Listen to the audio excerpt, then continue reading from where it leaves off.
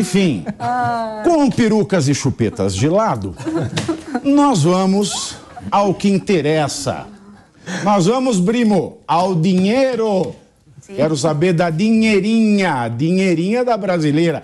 Eu fiquei muito espantado, porque ontem a gente mostrou o PowerPoint do arcabouço, né, fiscal, que o Haddad mostrou, pior que o PowerPoint do Dallagnol. Aliás, eu achava difícil alguém superar aquele PowerPoint do Dallagnol, mas eis que o PowerPoint do arcabouço ou calabouço fiscal foi apresentado. Se o Brasil antes era o país do acabou a mamata, agora é o país do arcabouço a mamata.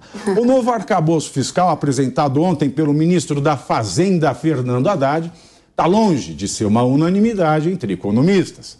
Segundo especialistas ouvidos pelo jornal Folha de São Paulo, a proposta parece pouco factível e com metas difíceis de serem cumpridas. A meta não é um problema, né, meus amigos?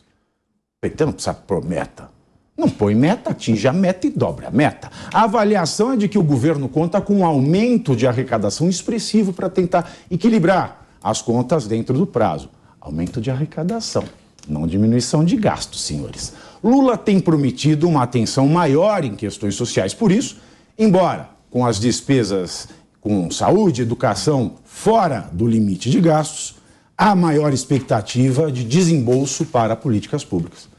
E para entregar as promessas será necessário captar recursos e com isso será feito ainda o que vai ser feito, eu queria dizer para vocês, mas é uma incógnita. Ao apresentar a regra fiscal, Haddad omitiu dados do cenário econômico a partir de 2011, primeiro ano do governo Dilma Rousseff. A curva de receitas e despesas exibidas pela equipe econômica traz dados de 97 a 2010, quando se encerrou o segundo mandato de Lula. Depois, com Dilma, houve uma forte e crescente deterioração e a curva se inverteu já em 2014, causando um absoluto descontrole fiscal. Além disso, a Fazenda também deixou de indicar quais dados do governo Temer e Bolsonaro poderiam ser levados em consideração, considerando que a realidade do final da segunda década do século XXI já é bem diferente da primeira década do século XXI. Em 2022, por exemplo, o último ano da gestão Bolsonaro, a curva de receitas ficou maior do que a de despesas pela primeira vez desde 2014. Além disso, o novo arcabouço não prevê punições por crime de responsabilidade fiscal para os gestores que não cumprirem as metas estipuladas. Vale destacar que em 2016 foi isso que determinou o impeachment da presidente Dilma Rousseff nas chamadas pedaladas fiscais. Com a proposta de Haddad, se a meta que não for cumprida, haverá uma redução do crescimento de despesas no ano seguinte. Pois bem, meus queridos, nós já falamos ontem, quem nos acompanhou, né, na edição de ontem, eu mostrei que esse projeto ele prevê essencialmente o aumento da arrecadação, mas não aumento de tributo. Então, o que é o aumento da arrecadação? Aumento da receita de fiscalização. São multas, juros. Se você compra na Shopee, né? Você compra na Shopee, chega. Isso entra como, se você não declara no site do Correio, isso vai entrar como receita de fiscalização, porque tem a multa, etc. e tal. Você vai ter uma sanha fiscalizatória maior e as empresas no Brasil já sofrem muito disso. Muita empresa hoje, ela é vítima de autuações que não tem nada a ver com a receita. Aí ela fica brigando com o fisco, vai no CARF, depois vai para o judiciário, primeira instância, segunda instância, STJ, STF. Não sabemos se essa previsão de arrecadação subjúdice vai entrar, ou seja, não dá para saber nada.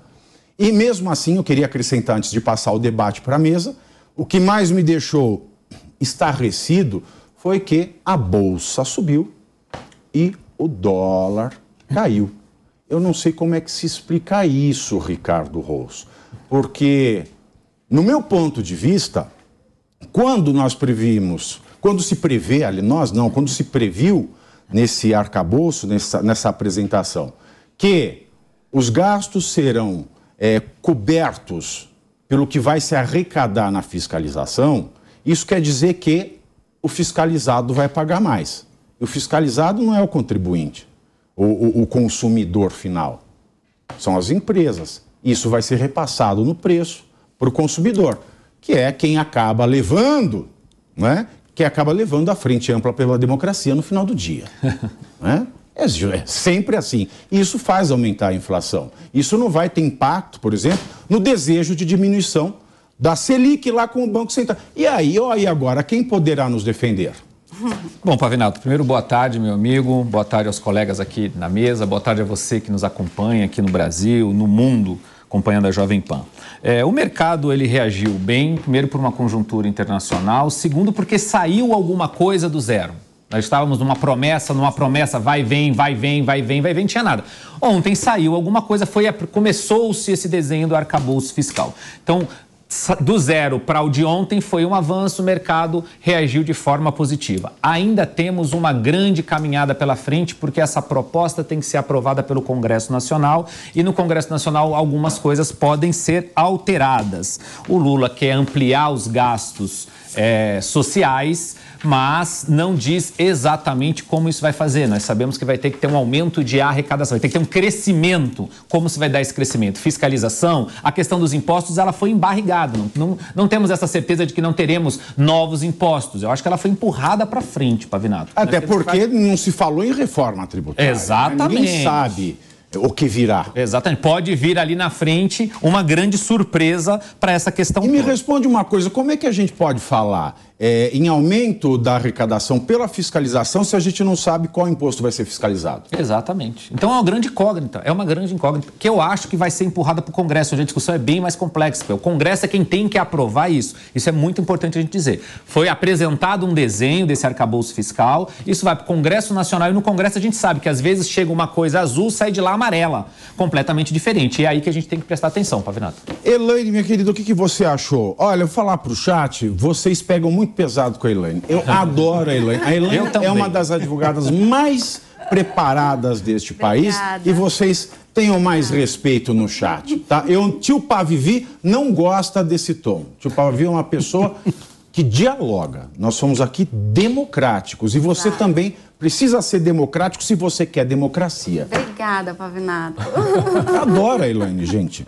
Mas o nome é chat, né, Pavinato? Não é amate. É verdade. Olha, que piada mara. Carlos Alberto de Nóbrega, temos um talento aqui na mesa. Depois você passa o seu contato, tá? E tem um monte de gente que escreve, quando ela aparece, eu troco o canal. Não troca, gente. Não troca não, porque é o debate, meus queridos. Como é que você quer debater? Por exemplo, se você não concorda com a opinião dela, você precisa conhecer a opinião dela primeiro, tá? Fica a dica aqui de uma pessoa que só fez, no meu caso, a vida inteira estudar. Graduação, pós, mestrado, doutorado. Para você ficar bom de debate, para você saber as coisas, você tem que ouvir todos os argumentos. Sim. A vida é assim. Por favor, meu amor. Obrigada. Então, vamos lá. Vamos falar sobre o arcabouço fiscal. Como o Ricardo disse, saiu do papel e por isso o mercado reagiu bem, né? Mas a gente tem uma questão aí, Pavinato, e aí para aqueles que acham que eu sou de esquerda, vamos lá. O Temer que criou o teto fiscal, né? E a ideia era depois de 10 anos, isso foi lá em 2016, que depois de 10 anos isso poderia ser revisado. Só que, na verdade, o Temer arranjou uma grande cilada para o governo Bolsonaro. Por quê? Porque o Bolsonaro ficou refém do Congresso. E o Paulo Guedes não olhou para o Bolsonaro e falou, é uma cilada, Bino. Podia ter feito isso aí. Exatamente. Porque foi uma cilada. O Bolsonaro acabou furando o teto, né, 7 vezes, por inúmeras questões, inclusive a pandemia do Covid. Mas a verdade é que, vamos falar sério agora, né? A grande questão está no Congresso. E aí a gente precisa olhar a gente fica muito falando de direita e esquerda, mas vamos começar a pensar no Congresso.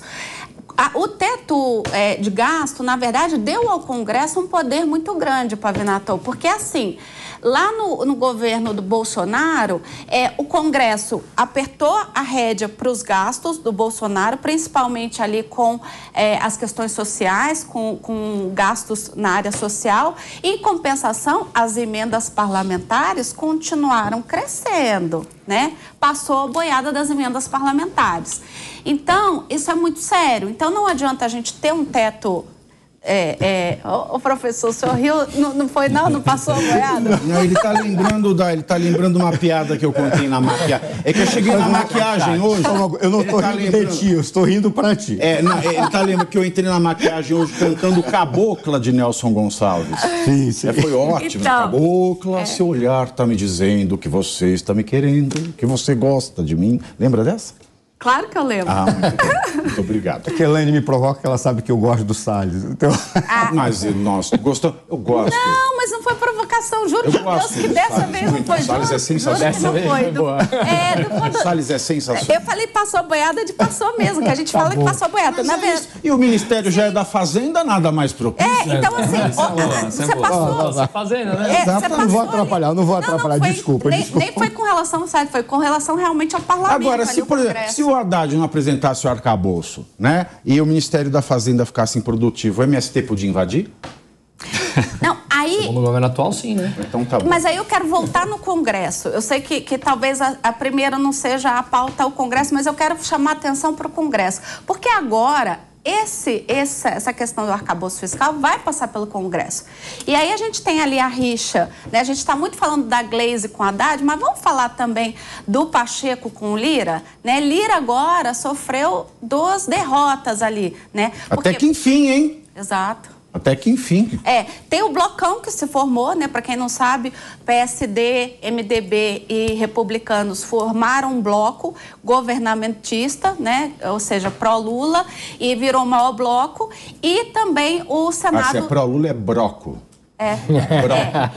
E também o Senado não passou a questão de aumentar o número de deputados naquelas comissões mistas que aprovam as medidas provisórias. Com isso, o Lira perdeu um pouquinho do seu poder de barganha, né? E Pacheco ganhou um ponto. Nessa disputa aí, Pacheco 1, Lira 0. E agora o Lira começou a endurecer o jogo. Ele quer tirar, ele virou, já disse, né, na imprensa, que o arcabouço fiscal vai ter que tirar as isenções e os incentivos. Está falando o quê? Da reoneração de folha de pagamento, etc. Que foi Dilma que criou? Foi. Mas, gente, tira as isenções, os incentivos, mais os isentões. Isso. Agora, as emendas parlamentares continuam passando a boiada. Farinha pouca, meu pirão primeiro, né, Bruno Musa? Farinha pouca, meu pirão primeiro. Agora, nesse projeto, risível. Essa tiração de sarro com o povo brasileiro. Ele não vê, punição, não tem penalidade para quem descumpre. Para quem não entendeu ainda, só em resumo, como é que é hoje? A despesa só aumenta conforme o aumento da inflação. Nada mais. O calabouço, ele prevê um aumento. Por exemplo, se o governo arrecadou R$100 a mais no ano, o ano que vem ele pode aumentar R$70, 70% do aumento da arrecadação. Mas exclui-se daí o Fundeb, que é o Fundo Nacional do Ensino Básico, o piso da enfermagem já está excluído também. E se não crescer nada, pode aumentar 0,6%, que é a chamada banda. É a banda para o governo, no governo você troca o A pelo U e você sabe o que temos. Se não tem punição, Musa, e a lei de responsabilidade fiscal, ela vai estar revogada já faz tempo? Bom, vamos lá. Eu acho que alguns pontos importantes aqui. Você, na sua introdução, que foi perfeita, você colocou os detalhes mestre, Obrigado, mestre. Obrigado. Você colocou os pontos técnicos do calabouço fiscal. E eu até fiz um post detalhando sobre isso ontem nas minhas redes, mas eu acho que, independente de entrar no debate esquerda-direita, como a Elaine falou, a gente estava conversando antes de entrar aqui, que a gente foi para Cuba recentemente, eu voltei da Venezuela faz pouco tempo, a gente está até produzindo um filme sobre isso. E eu percebi que esse debate de esquerda-direita ele é muito passado, parece, né? Então eu quero entrar em detalhes técnicos aqui desse problema. É realmente muito de fecho. O problema é que... Ele é tão debodê. Isso aí é que não vai levar a nada. Né, então, igual usar a sobreira do Didi Bocó. Vamos tentar no lado técnico da coisa. Você falou, você tem a banda, a gente tem um programa em que as receitas, as despesas são atreladas à receita. Então, quanto mais eles arrecadarem, mais eles podem gastar. A gente tem um presidente que vem a público falar que os livros de economia estão superados e que gasta em investimento. O mercado acreditou, então. Por quê? Então, é aí que eu vou falar. Por que a Bolsa subiu? O povo não entende isso. Porque a Carla Pérez passou e ela fez a Bolsa subir. Porque parece samba. Ele tem um ponto importante. Primeiro, o mercado vive de expectativas. Enquanto a gente está no escuro, se a gente não sabe que tem um abismo lá na frente... O único que vive de realidade é o povo. Exatamente. É por isso que ele não tem banco. Mas o reflexo do mercado, ele chega no povo. Principalmente no povo ali, no povo da camada mais social mais baixa. O que muda a curva de juros futura para você? Muda por completo. O preço do pão que você vai comprar na padaria, porque ele reflete essa realidade. Mas o ponto que ele estava falando é, se o mercado não tem expectativas, a gente fica perdido nesse limbo. Aí você fala, mas o mercado subiu no dia do anúncio. Aí é o famoso melhor que nada. Primeiro ponto. Primeiro, melhor do que nada. Você tem uma direção. E segundo, a gente esquece um pouco do passado recente. O mercado brasileiro caiu nas últimas 5 semanas. O Ibovespa veio para baixo de 100 mil pontos. A curva de juros futura explodiu nas últimas 5 semanas. Tem até um ditado conhecido no mercado, eu estou há 16 anos nesse mercado, no mercado financeiro, sobe no boato, cai no fato. O mercado precificou o risco porque não tem como precificar alguma coisa extremamente boa. Então o mercado ele é enganandão do povo. Ele é enganandão. Ele é enganandão, o povo. Ele tira vantagem disso. E quem é ele? Quem é o mercado? O mercado não é... Quem é ele? São os agentes econômicos, somos todos nós aqui. Quando a gente compra, quando a gente vende, quando a gente interage nos nossos meios aqui, somos todos nós. Há uma bela de uma discussão, principalmente vindo... Mas eu baratinho, eu não ganho nada com isso. Ganhar algo que você pode ganhar. Algo que você pode ganhar. Mas, enfim, o ponto é, se a gente não perceber que nós somos os agentes econômicos, todos nós, a gente vai entrar nessa eterna briga que esse governo atual adora colocar que os agentes econômicos, o mercado é o diabo e só quer o nosso mal. Tá tudo errado. Então esse discurso é muito infundado e, de novo, enquanto nós tivermos a despesa atrelada à receita e um governo naturalmente expansionista, eles vão querer aumentar a receita para poder gastar mais, uns 70% que você mencionou, e colocam até um nome bonito, o anticíclico. Quando o PIB cai, a gente só sobe a nossa despesa em 0,5% ou 50% da receita. Calma lá, o Brasil, ele gasta muito e gasta mal. Enquanto nós não endereçarmos a diminuição do gasto público, a diminuição do Estado, a gente vai viver eternamente em voos de galinha. Não tem outro caminho. Então, eu acho que tem umas dúvidas que pairam no ar ainda, que, no meu entender, eles devem estar elaborando isso para passar no Congresso. Como, por exemplo, como será o caso com receitas extraordinárias? Se, porventura, vier alguma privatização, essa receita extraordinária entra para eles poderem aumentar a despesa? Possivelmente, sim. Possivelmente, mas nós não sabemos. E mais um ponto, veja só, mais um ponto. Se isso entrar no cálculo, a gente aumenta a despesa e essa despesa, ela fica lá para sempre. Gente, olha... Esse endividamento público, ele vai crescer sim ou sim. E um país com endividamento público maior, desculpa te interromper, imagina, é moeda desvalorizada. As pessoas aqui. É moeda desvalorizada e o reflexo de uma moeda desvalorizada é a inflação. Quem sente a inflação? A camada mais pobre da população. Óbvio. Já dizia Alborguete, tudo que pinta de novo, pinta na banda do povo. Sim. Alborguete sempre dizia... Agora, professor Marcelo Suano, se o governo vê o mercado como o diabo, lembra do rock do diabo? Me dê um pouco vivo para eu encher a minha pança, 3 quilos de alcatra como queca de esperança. O governo agora, a gente pode fazer o rock tributário, me dê um porco vivo para eu encher a minha pança, 3 quilos de alcatra porque não vai vir picanha. Pode ser mais ou menos assim agora? Olha, primeiro, boa tarde, Pavinato. Boa tarde. Ricardo, Elaine, Bruno, boa tarde, essa equipe da Jovem Pan pela qual sou tão apaixonado, e boa tarde ao povo que nos está nos assistindo, que é maravilhoso. Eu vou ser muito direto. Vocês viram que o professor Suano, ele é apaixonado. Se você sair deste canal, sabe o que ele vai cantar? Apaixonada por você. Não. Abandonada. Eu sou do rock. A cantora. É assim, né? É assim, ó. né? Eu sou do rock. Eu sou do rock. É participar do Qual é a Música. Meu sonho. Vamos fazer um... Tá, Patrícia Bravanel, se você estiver ouvindo aí. Eu te levo, não, mas vai pro rock. Mas é pro rock. Tem dois sonhos. Ganhar o troféu imprensa da mão do Silvio Santos e participar do Qual é a Música. O troféu imprensa você vai minha vida é simples. Você vai ganhar. A minha vida é simples. A minha vida é simples. Se você não ganhar esse ano, mas tem você que rever acha que é essa simples eleição. participar do Qual é a Música? Tá louco, é muito complicado. Tá, mas deixa eu ir agora no ponto. Nova eu não sei, é só as de antanho. Mas agora deixa eu ir no ponto. Eu vou começar fazendo primeiro uma observação. Eu lembro que Sua Excelência, a ministra do Planejamento, Simone Tebet, fez uma afirmação que eu achei maravilhosa.